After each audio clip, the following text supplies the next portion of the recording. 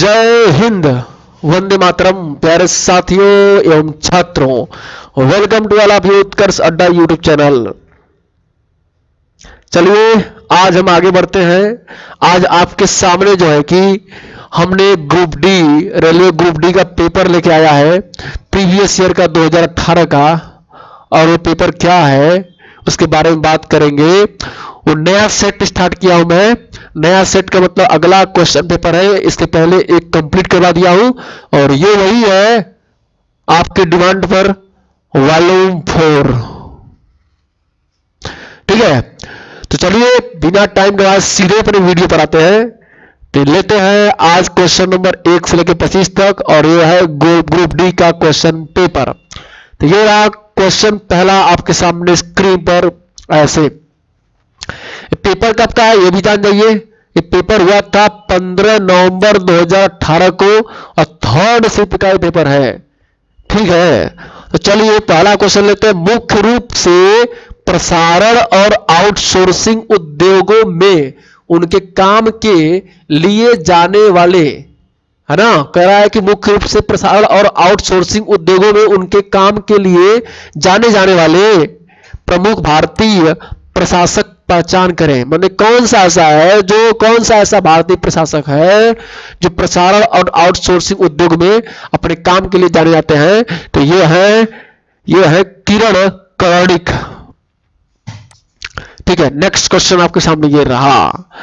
मतलब उद्योगपतियों से भी क्वेश्चन आ सकते हैं आपके, इसलिए जितने भी उद्योगपति भारत के हैं अलग अलग क्षेत्र में कार्य करने वाले, उनके नाम और उनके काम धंधे याद रखिए। ठीक है, चलिए अगला क्वेश्चन आपके सामने स्क्रीन पर है। क्वेश्चन नंबर 2 ये है कि विभिन्न प्रकार के संग्राहकों की दक्षता तापमान के पर है। अब देखिए संग्राहक मतलब होता है कि जो किसी भी चीज को ग्रहित करे, संग्रहित करे, एक्सेप्ट करे, ग्रहण करे। तो कह रहा है कि जो संग्राहक होते हैं, संग्राहकों की दक्षता, माने जो दक्षता का मतलब उसका क्षमता होता है वो किस पर निर्भर करता है। कह रहा है तापमान के बढ़ने पर घटेगा, स्थिर रहने पर घटती है और घटने पर बढ़ती है, बढ़ने पर स्थिर रहती है। तो देखिए जी, अगर किसी भी संग्राहक का अगर आप तापमान बढ़ा देंगे तो उसकी जो संग्रह करने की जो क्षमता होगी वो घट जाएगी।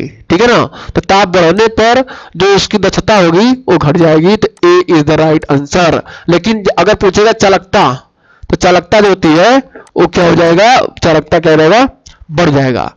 चालकता बढ़ती है कैसे, ताप बढ़ाएंगे चालकता क्या हो जाएगी, बढ़ जाएगी। ठीक है, लेकिन अगर ताप घटाएंगे तो जो इसकी चालकता होती है बढ़ती है।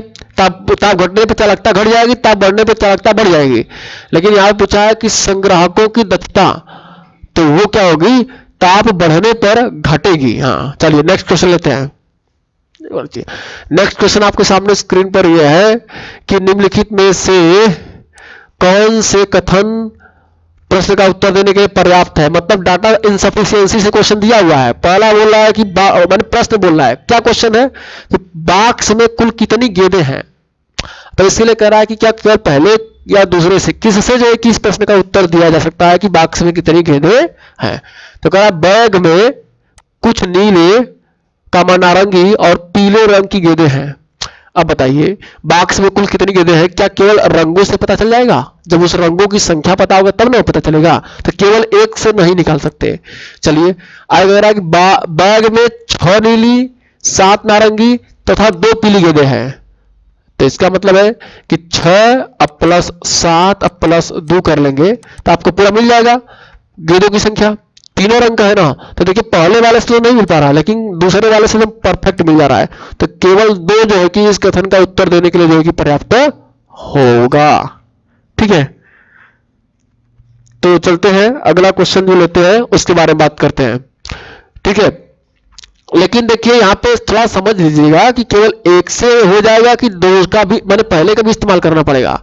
तो पहले बाक्स में कुल कितनी गेंदें ये बात कर रहा है। तो देखिए पहला वाला जो कथन है ना, वो तो बैग में जो गेंदें हैं उनके रंग को निर्धारित कर दे रहा है। तो ये निर्धारित कर रहा है कि इसको रंग को, और ये निर्धारित कर रहा है कि किस रंग का कितना गेंद है।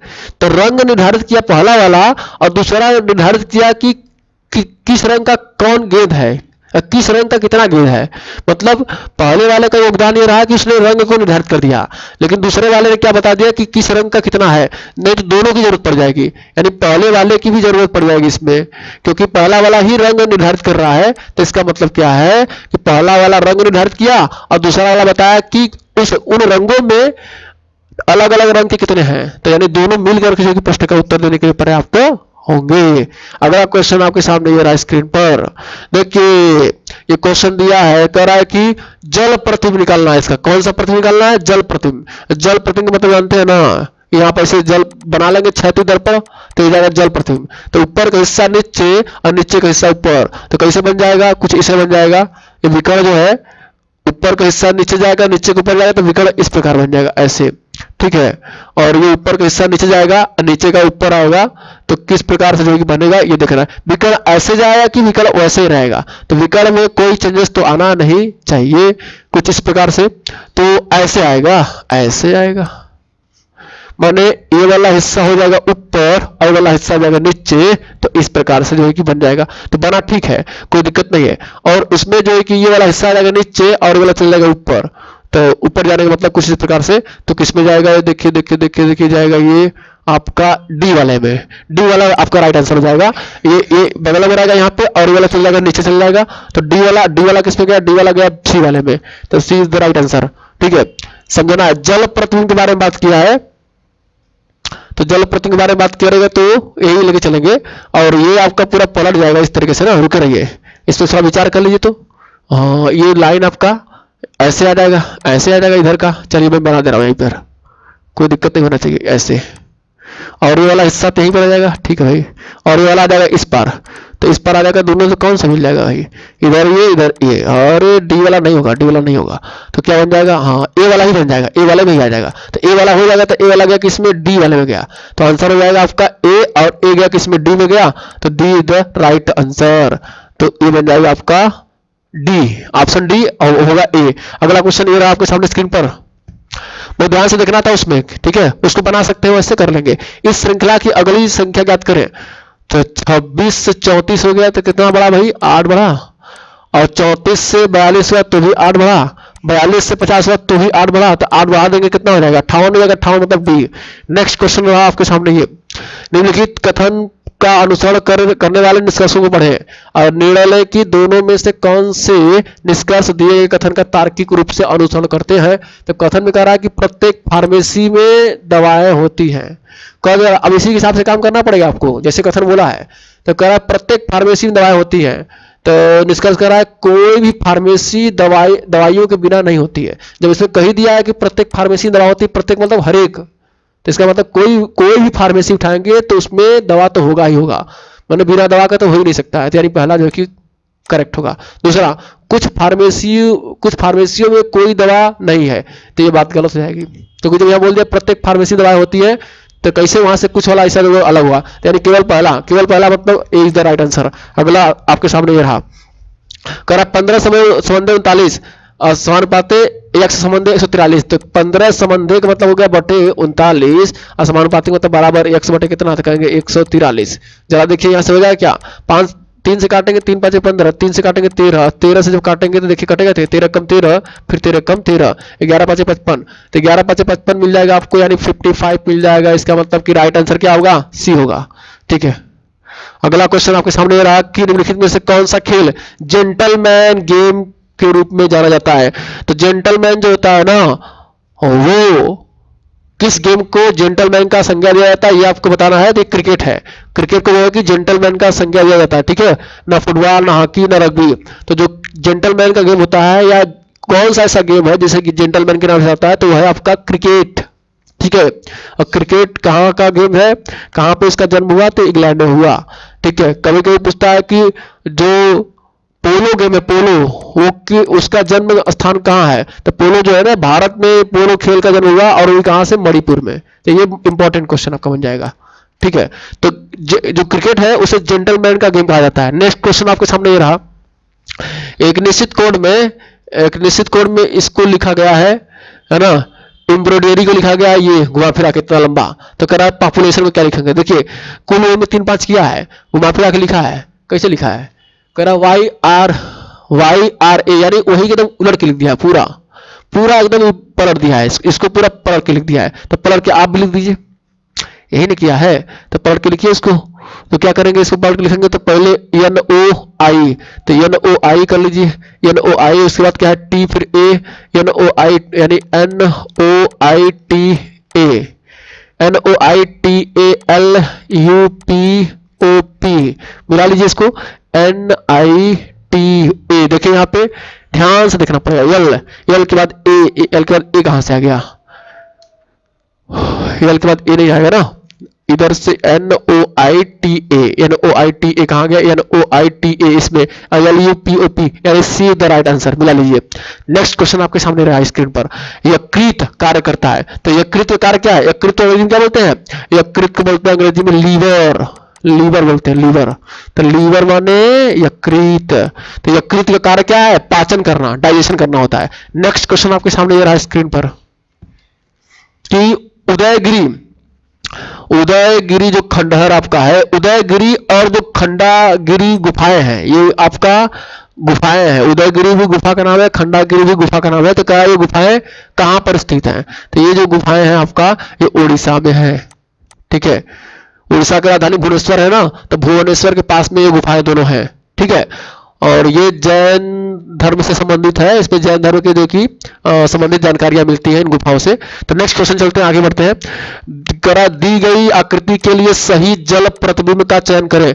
जल प्रतिबिंब बनाने का मतलब ऊपर का हिस्सा नीचे, नीचे का ऊपर, तो इस 9 का कितना हो जाएगा, 9 का हो जाएगा कुछ इस तरीके से, ऐसे हो जाएगा। फिर उसके बाद इसका कैसे हो जाएगा, तो ये हो जाएगा आपका ऐसे हो जाएगा।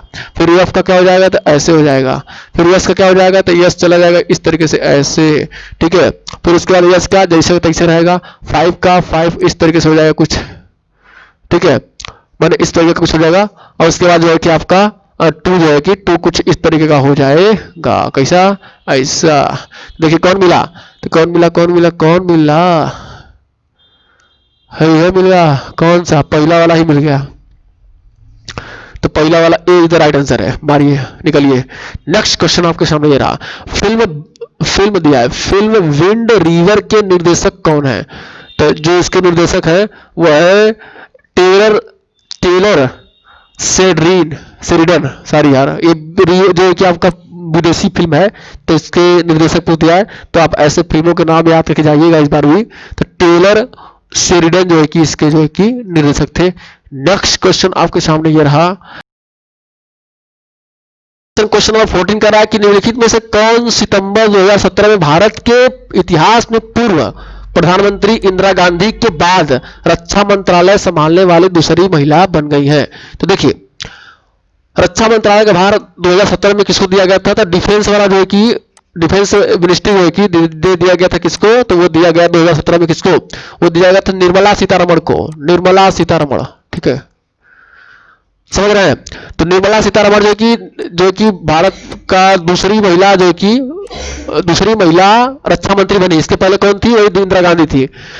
इस समय अगर आपसे फिलहाल पूछेगा कि निर्मला सीतारमण को कौन सा मिनिस्ट्री दिया गया है, तो इस समय में जो कि वित्त मंत्री है, फाइनेंस मिनिस्टर है, वित्त मंत्री, ठीक है, याद रखिएगा।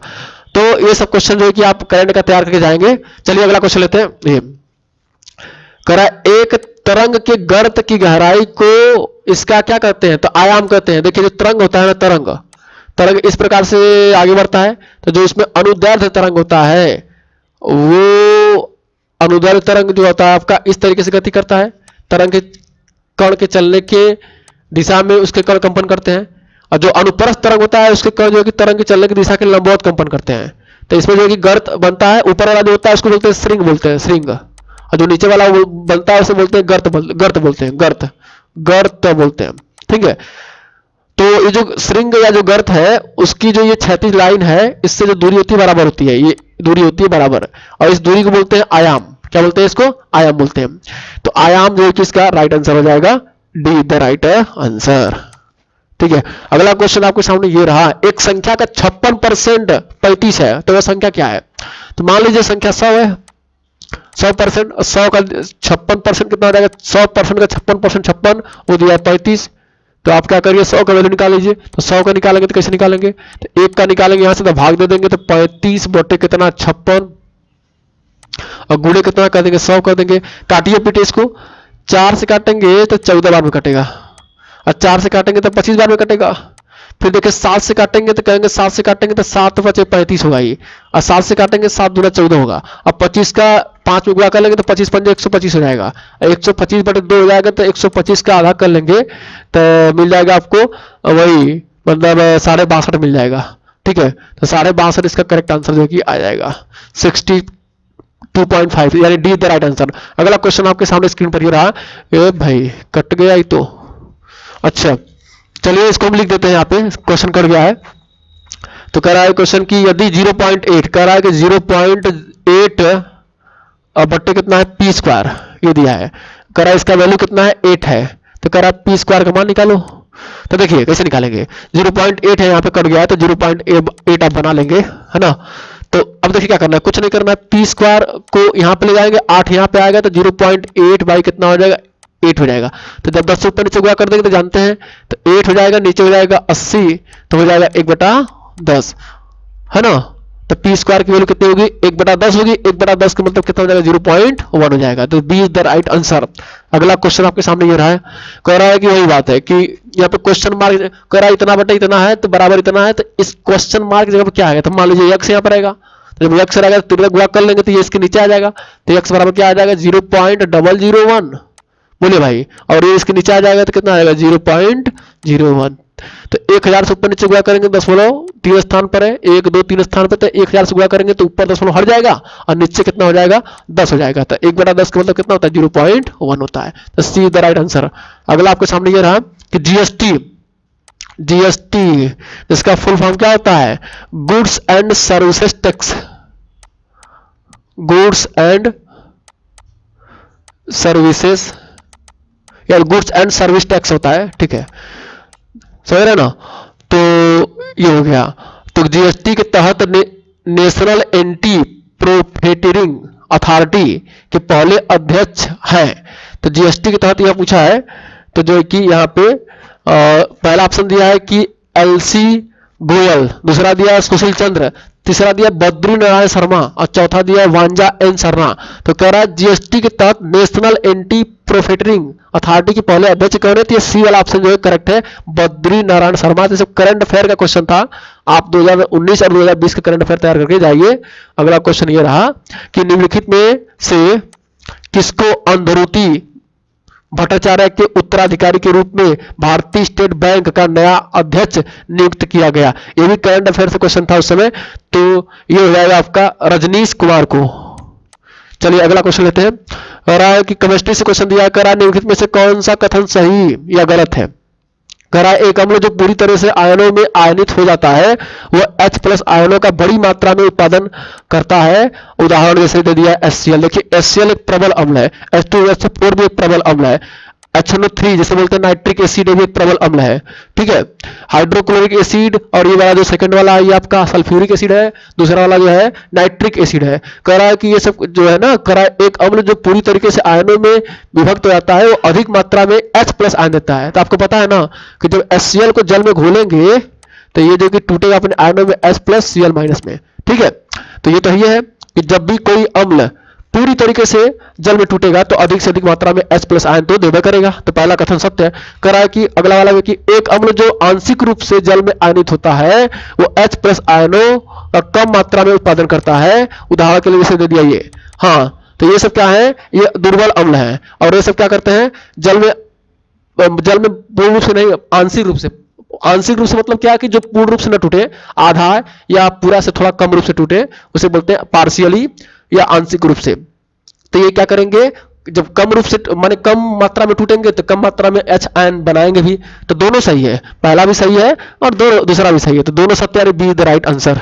ठीक है, अगला लेते हैं। अगला क्या है कि ब्रिटिश बागानों पर उगाई जाने वाली पहली फसल थी। तो ब्रिटिश बागानों पर उगाई जाने वाली पहली फसल क्या थी, तो नील थी, नील की खेती, नील। ठीक है, नेक्स्ट क्वेश्चन ये रहा। अगला है कि निम्नलिखित में से क्या स्वच्छ ईंधन का गुण है। स्वच्छ ईंधन का गुण क्या है कि प्रदूषण मुक्त होता है। वो कह रहा है कि अगला कि अनवीकरण, देखिए नवीकरण दिया है, नवीकरण बोलते हैं इसको, अनवीकरणीय।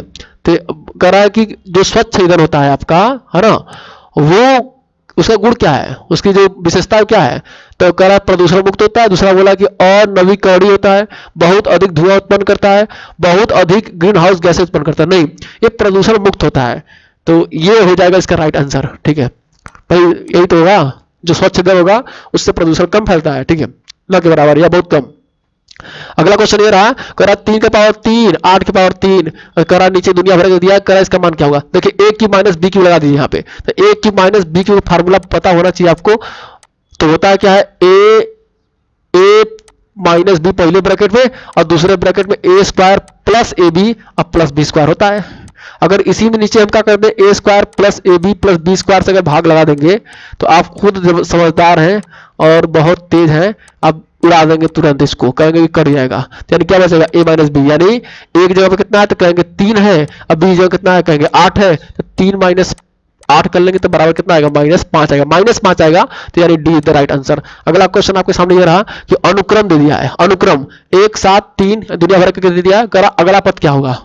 तो देखिए इसमें 2 श्रृंखला चल रहा है। पहला क्या है, 1 से 3 हुआ, दूसरा 3 से, वही 1 से 3, एक एक छोड़ करके, एक एक के अंतर पर, 1 का 3 से देखिए, फिर 3 का 5 से, फिर 5 का अगला। तो 1 3, 1 से 3 कैसे होगा, 2 जुड़ेगा 2, तो 3 से 5 कैसे होगा, 2 जुड़ेगा, अब 5 से फिर 2 जुड़ेगा आगे। ठीक है ना, तो दो जुड़ रहा है, इसका मतलब कि 5 2 7 जाएगा। तो अगला यहाँ पे क्या आएगा, 7 आएगा, 7 इसका राइट आंसर होगा। अगर उसका अगला पूछता तब तो कहते हैं कि ये वाली श्रृंखला चल रही है, 7 2 9, 9 2 11, 11 2 13, अगला पूछता तब। तो यहाँ पे केवल एक ही पूछा है, यानी 7 आएगा। यहाँ पे 7 में क्या हो जाएगा, सी इज द राइट आंसर। ठीक है, तो आज की क्लास, आज की वीडियो यहीं पर रखते हैं। इस प्रकार जो है कि पूरा ये 25 क्वेश्चन का डिस्कशन जो है कि कंप्लीट हुआ। तो वीडियो देखने के लिए आप सभी को बहुत बहुत धन्यवाद। ठीक है, और अगर वीडियो अच्छा लगा हो तो सभी लोग वीडियो को लाइक करिए, शेयर करिए, सब्सक्राइब करिए, और वीडियो अच्छा ना लगा हो तो डिसलाइक कर सकते हैं, ये आपके ऊपर सब कुछ है। ठीक है, तो चलिए आज का क्लास यहीं पर रखते हैं। Thanks for watching.